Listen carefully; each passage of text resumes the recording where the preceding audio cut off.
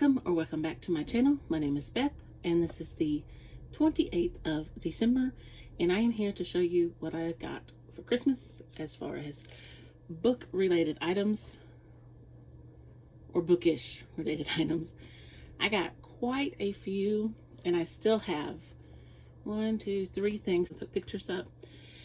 So I'm going to start with the ones that are going to be here tomorrow and Saturday.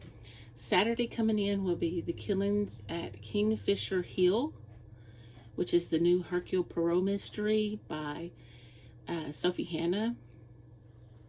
And then I have some pumpkin chai tea coming in, and I just ordered this from Amazon because they seem to have it and Walmart is out.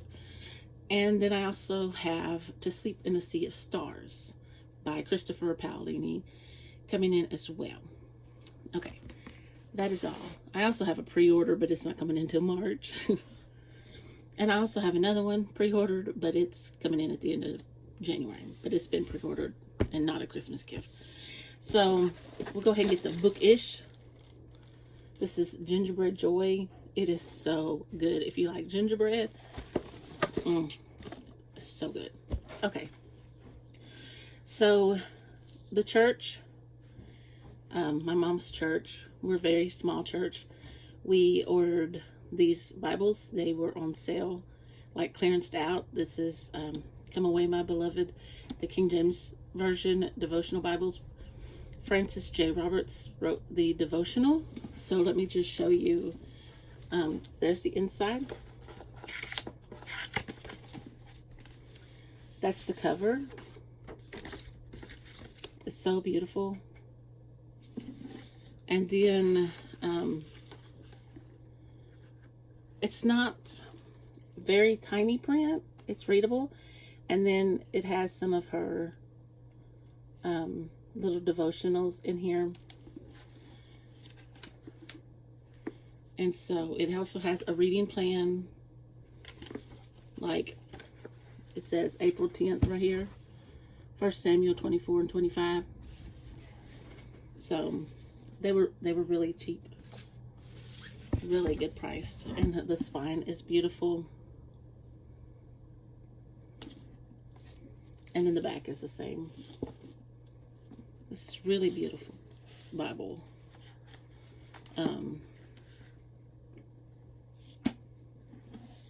So that was the first thing I wanted to show you.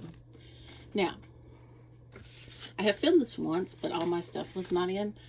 So I wanted to refilm it and get everything in here. So the first was a pre-order, and I got it in today. Rebecca Ross, Ruth's Vows. This is the second to the Divine Rivals. Divine Rivals. Okay. On the back it says, you remember how you said that word to me in the infirmary post trenches? You believed I had come to the bluff to outshine you, and I would speak this word back to you now, but only because I would love to see you burn with splendor. I would love to see your words catch fire with mine. Will their love end the war or break the world?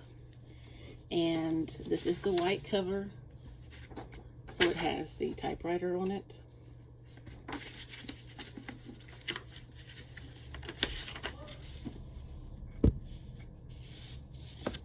So, not starting that one in January. I also have Julie Clausen's The Secrets of Pembroke Park. I have no idea what he's in there hollering about. Give me just a moment. I'm sorry for that interruption. Going back. The Secret of Pembroke Park by Julie Clausen. This is about Abigail Foster. Says, is a practical daughter. She fears she will end up a spinster, especially as she has little dowry. And the one man she thought might marry her seems to have fallen for her younger, prettier sister. And I'm not sure how you say this. I've heard it pronounced 2 different ways. So 1Q84. I also heard somebody pronounce it Q1084. I'm going to say 1Q84 by Murakami.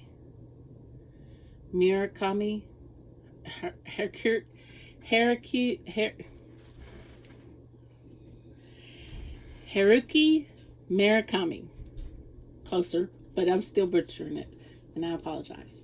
This is a love story, a mystery, a fantasy, a novel of self-discovery, a dystopia to rival George Orwell's. IQ84 is a tremendous feat of imagination from one of the most revered contemporary writers.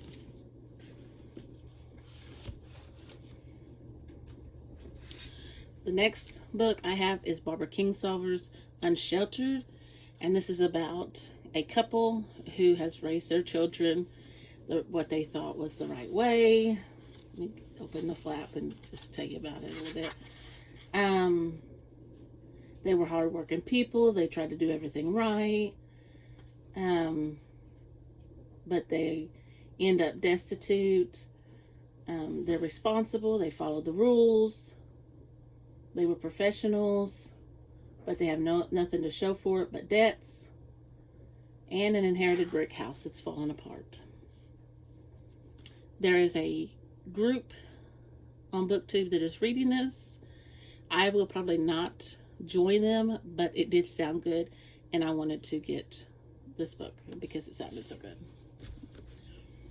All right, along with that book, that author also wrote the Poisonwood Bible, so I wanted to get that. This is about a evangelical Baptist who takes his wife and 4 daughters to the Belgian Congo in 1959, and this is that story. I don't know.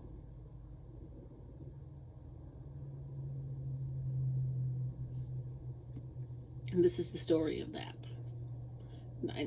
It's just a novel, it says, but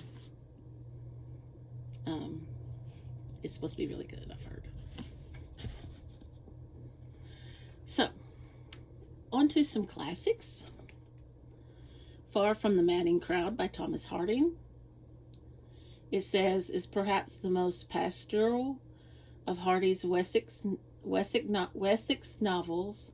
It tells the story of the young farmer Gabriel Oak and his love for and pursuit of the elusive Bathsheba Everdeen, whose wayward nature leads her to...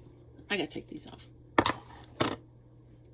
Leads her to both tragedy and true love. It tells of the dashing Sergeant Troy, whose rakish philosophy of life was, the past was yesterday, the future tomorrow, never the day after, and lastly of the introverted and reclusive gentleman farmer Mr. Boldwood, whose love fills him with a fearful sense of exposure when he first sets eyes on Bathsheba. The background to this compelling story is the majesty of the Wessex countryside in all its moods, contriving to make it one of the most English of great English novels. All right, I also have Song of Solomon by Toni Morrison, and it says, Milkman Dad was born shortly after a neighborhood eccentric hurled himself off a rooftop in a vain attempt at flight. For the rest of his life, he too will be trying to fly. With this brilliantly imagined novel, Nobel Prize laureate Toni Morrison audaciously transfigures the coming-of-age story. As she follows Milkman from his Rust Belt city to the place of his family's origins, Morrison introduces an entire cast of strivers and seeresses, liars and assassins, the inhabitants of a fully realized black world. And I have been wanting to read Toni Morrison's writings for a couple of years now, and I also have Beloved down on my shelf, and I would like to read it as well, but this is bought for me at Christmas, so I'm looking forward to both books. I also received The Tenant of Wildfell Hall by Anne Bronte. I am planning on reading this as a buddy read in November with Beautiful Tiffany from Beautiful Minutia, if I can hold out that long. This is a powerful and sometimes violent novel of expectation, love, oppression, sin, religion, and betrayal. It portrays the disintegration of the marriage of Helen Huntington, the mysterious tenant of the title, and her dissolute alcoholic husband. Defying convention, Helen leaves her husband to protect their young son from his father's influence and earns her own living as an artist. Whilst in hiding at Wildfell Hall, she encounters Gilbert Markham, who falls in love with her. So this is by Anne Bronte, and I have been wanting to read Anne Bronte's works for a while because Jane Eyre is my favorite book of all time, and I've heard that Anne Bronte's books are even better. Okay, and so a little romance. This is 3 novels in one. This is Allie Hazelwood's Loath to Love You. This has Under One Roof, Stuck With You, and Below Zero. And she writes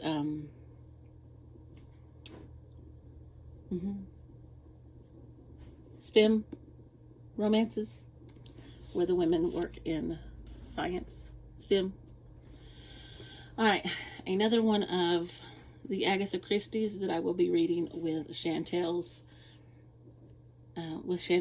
because I am part of her Patreon. The Secret of Chimneys, and I am really excited for this one. And I just watched the show for this one last night, and I really like the what do they call them when they're from Scotland Yard? They are the detective, well, I guess it would be the detective. Anyway, I really like him. Okay, and then another one that will be with the Patreon of Chantel's Patreon is The Man in the Brown Suit. And I just love this cover, and I did not expect it to be different. This is like, and it's so thin. But I expected it to look like this one, you know. But I'm looking forward to it anyway. And then I have another Anne Bronte, Agnes Gray. And it says, what business had I to think of one that never thought of me? Agnes Gray is a young English woman who seeks work as a governess to help contribute to her impoverished family. Through her adventures and journeys, Agnes experiences trials, personal growth, and romance. And I just think that woman on the cover is so beautiful. And that is why I went with this cover. I'm looking forward to that one too. And my last one was the size of a workbook, but it's The Big Four by Agatha Christie. And this is another one of the Patreon reads for Chantel's read along. And this year for her, did I say for her Patreons? Anyway, I will link her down below so that if you want to go check out her video where she talks about this read along for her Patreons, and then if you want to join her Patreons, then that could be an option for you, because I just love Agatha Christie, and I am looking so forward to reading these and having discussions on them. So that is what I got for Christmas, bookish related. I think that's all I got for Christmas was book related. I did also, actually, I got from one of my students and his mother, and it also came with a little keychain. So I thought that was really sweet. And I got other stuff too. I just don't have it sitting right here. I already closed the video out, but I'm putting this back in. I'm putting this in. So I had to come back on here so I could tell you about these. I also inherited some books from my grandmother when she passed away. And I knew I was getting them, and I knew they were mine, but I've just now started to bring them home. So when we went over to my mom's on Christmas Eve, I decided to bring home a couple of the series, or I don't know, they're not complete because I know the one set that I brought home is not complete. The other one I haven't investigated enough to know if that's all of them or if there's some after the last one that I had. I don't know if these are, I know they're not in order, but I'm just going to tell you, this series is by Carol Jefferson, and this is the Mysteries of the Silver Peak series, and there is Time Will Tell, Reunion Dance, The Counterfeit Caper,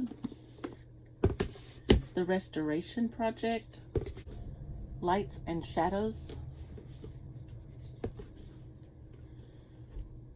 Empty Saddle, and this was actually the last one that I have, God Bless Us Everyone, When Lightning Strikes, A Load of Secrets, Wildfire, Silver Surprise, Nobody's Safe, and A Mountain of Mystery. My dearly wonderful friend Chris, sorry I say my dearly wonderful Chris, has told me about this series of books that she's been reading, and I didn't realize that my grandmother had this set until I brought them home, and yeah, so I have 20 of them, and I don't know if there are any more after that, but I will give you the name of the book and the author because they're different authors. They are put out by Guideposts. It's the Sugar Creek Amish Mysteries, and I am going to give them to you in order. These are 20 of them. Blessings in Disguise by Nancy Meal, Where Hope Dwells by Elizabeth Ludwig, The Buggy Before the Horse by Tricia Goyer, A Season of Secrets by Elizabeth Adams, O Little Town of Sugar Creek by Amy Lillard, Off the Beaten Path by Annalisa Doherty, sorry, not sure, Peace Like a River by Olivia Newport, a repeat author, Simply Vanished by Nancy Meal. Oh, I guess they're only a set amount. A Stitch in Time by Elizabeth Ludwig. I'm putting them back in the crate because I haven't put them on my spreadsheet. Mason Jar Mayhem by Tricia Goyer and Kara Putman. When There's a Wheel by Elizabeth Adams. Shoe Fly Shoe by Amy Lillard. Earthly Treasures by Annalisa Doherty. No Time for Trouble by Olivia Newport. All Abuzz at the Honeybee, Nancy Meal. Home Sweet Sugar Creek, Elizabeth Ludwig. Blessed Are the Cheesemakers by Tricia Goyer and Kara Putman. Stranger Things Have Happened by Amy Lillard. In a Jam by Elizabeth Adams. And A Play on Words by Emily Thomas. And I just wanted to share those two sets with you because I did bring them home on Christmas and they were my grandmother's. And so I will be adding them to my shelves as soon as I get them put in my spreadsheet. So this haul as far as my books were concerned. And if you like this video, please give me a thumbs up. And if you want to see more from me, click that subscribe button and I'll see you in the next video.